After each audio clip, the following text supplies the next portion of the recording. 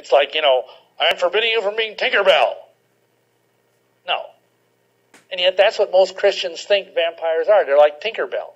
They're like Peter Pan. They're like the Tooth Fairy.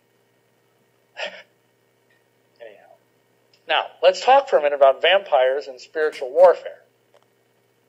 Believe it or not, I've had many people call me over the years. You don't believe the phone calls I get. And I'm blessed to be able to help Christians within the body about people who are being attacked by vampires. Vampires come to them in their sleep and are draining their blood, usually women. And I tell them, hey, there is nothing special about a vampire. Just like any other creature of darkness, they must flee if you use the blood and the name of Yeshua. And, don't be afraid of this stuff. I mean, you have the authority.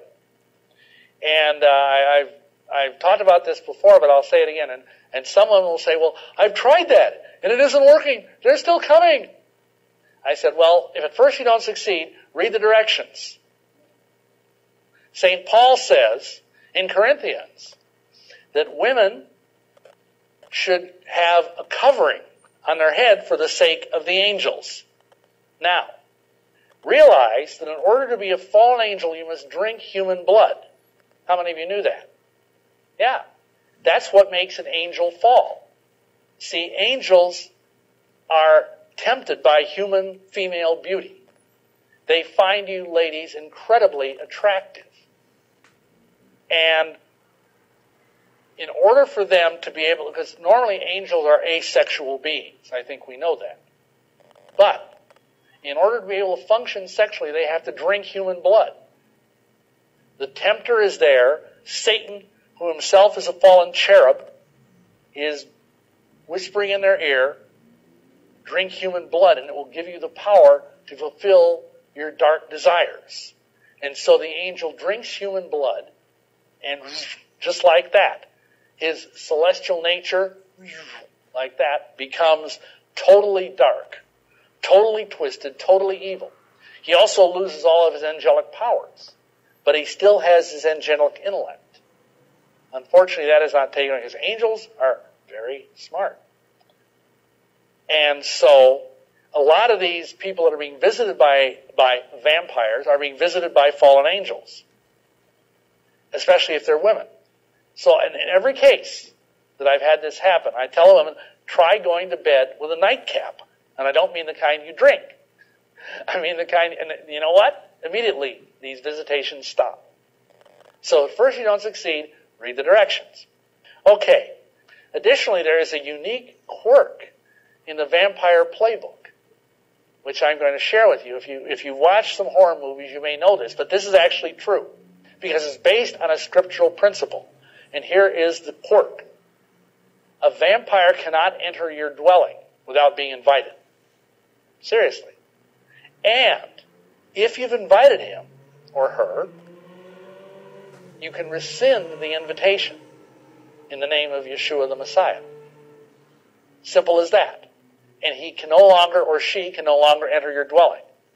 Now, this only applies to private dwellings. It doesn't apply to like a church building or a public forum of any sort. So, if all else fails, just take back the invitation in Yeshua's name. This is based upon the biblical idea that temptation must be entered into voluntarily. Amen? I mean, the devil can tempt you until his lips fall off. But at some point, you have to give in.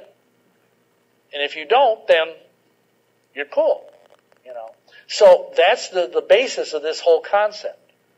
But it's actually true. So just bear that in mind. Okay, moving along to part 2.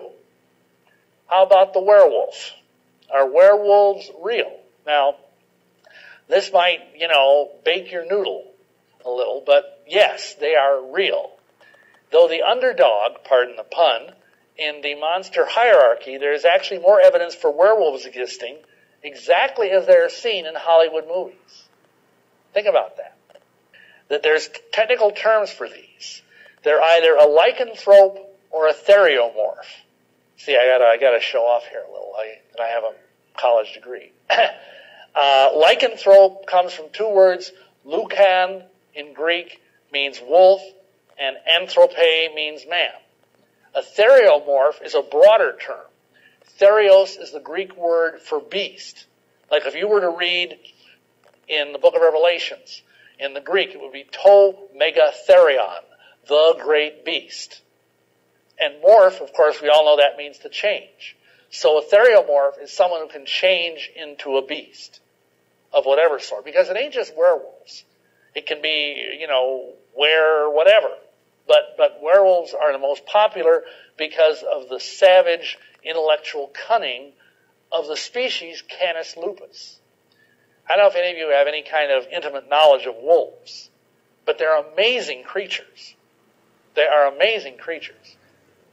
They're extremely smart, extremely powerful. And their nose, believe it or not, a typical wolf's nose is 100 times better than the best bloodhound. They could find one person in the city of New York, just like that. So, anyway, this goes way back to the dawn of human history. You can, in fact, go into caves in Europe and other places, and you'll find drawings that go back to before the bud of time of men with wolf's heads, men with antlers, men with various other animal appurtenances. And some of this is rooted in the idea of shamanism.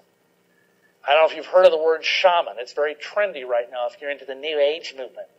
But shamans are what we used to call witch doctors.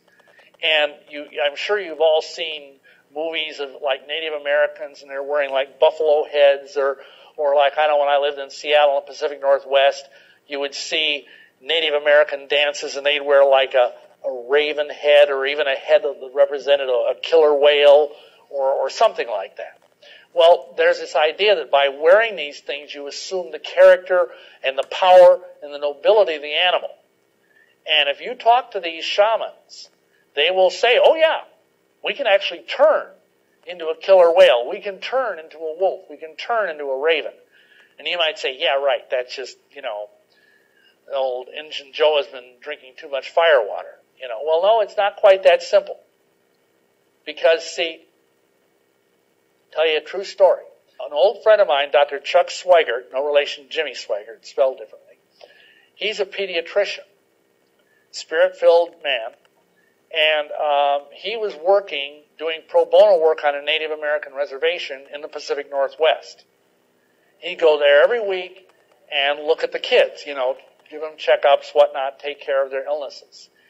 And every week, he'd drive out at the end of the day, and there'd be this old... Our brothers and sisters,